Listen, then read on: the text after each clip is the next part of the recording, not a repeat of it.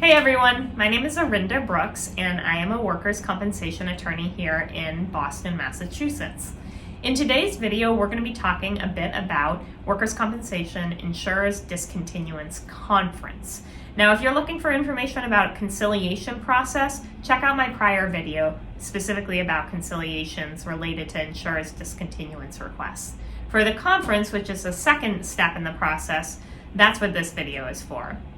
So when your case has gone from conciliation and moved forward to the conference level, there's a few things that you need to be aware of. First of all, you need to be gathering up medical evidence in the interim, in between conference and conciliation. You should be gathering that medical evidence to really support your case. Now, if you're represented, your attorney should be able to do this for you. Generally, we request all medical records and get narrative reports and special forms completed by your doctor, all with the purpose of supporting your position once we get in front of a judge. So once we do get to a judge, you'll receive a notice in the mail notifying that you need to appear for a conference. Once you receive this notice, mark it on your calendar because it's very important that you do not miss this. Right now, because of COVID, we're actually appearing virtually in a WebEx format. So the attorney logs in, the employee logs in, the insurance company's attorney logs in, and the judge logs in, and we all appear on a screen together for the conference. In normal times, this is done in a courtroom in your regional Department of Industrial Accidents, but at the moment when we're filming, which is May 2021, everything is being done remotely as a result of COVID.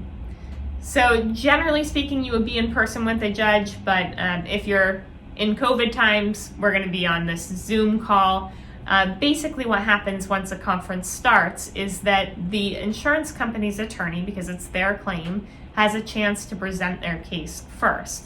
They'll go through the basic information, your name, your age, your education level, what kind of work you were doing when the injury occurred, what your specific job title is, how much money you were making every week, how long you'd worked for the company. They'll go through all of that information, and then they'll get into the little more details about your specific medical condition and why they believe that the insurance company should be allowed to modify or discontinue your weekly benefits altogether.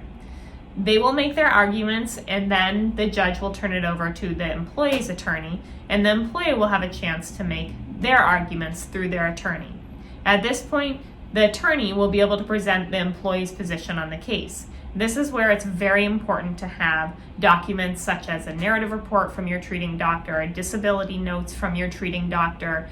All of that medical evidence comes into play at this point in time. Once each party has presented their case, the judge takes everything into consideration and makes a decision. Usually we hear from the judge within about a week of the conference proceeding. Now, the attorney will receive a notice electronically that the conference order has been published. And at that point, the attorney can log on and download the conference order and contact the employee and let the employee know what the judge decided.